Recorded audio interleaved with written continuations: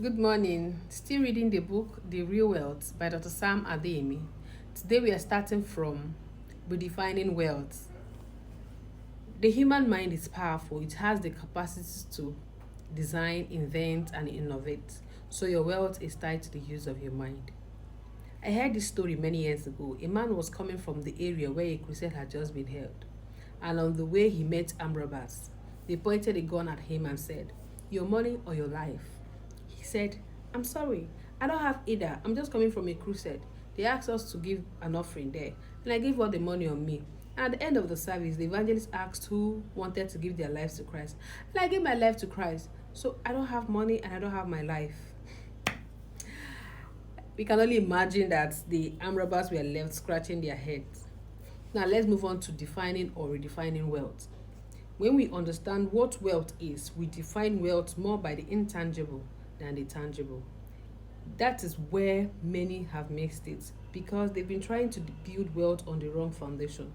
Unfortunately, this is especially true of the understanding of wealth in much of the developing countries. It is a cultural problem. One, our definition of wealth is largely material. We do not believe that a person is wealthy until the person has a big house, loads of cash, and expensive cars. Because of our lack of value for intangible wealth, we have missed out on the greater part of the wealth that God has given us as a continent, as a nation, and of course as individuals. Endowed with an unusual measure of natural resources, many developing nations are still struggling to break out of the circle of poverty. I want to emphasize that intangible resources are powerful, and you cannot call someone who has those intangible resources poor. If you call yourself poor because you do not have money in the bank, you are the one who is impoverishing yourself. For as he thinks in his heart, so is he. If a person thinks he is poor, then that person is poor, no matter how favorable his circumstances are. We need to pay attention to those intangible resources at our disposal.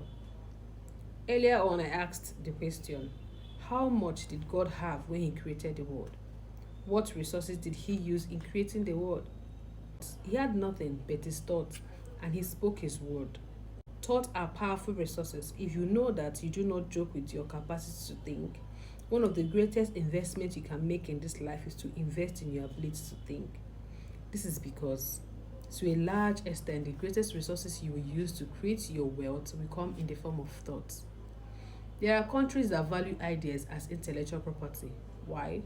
They discovered that ideas have as much value as tangible things like land, homes, cars.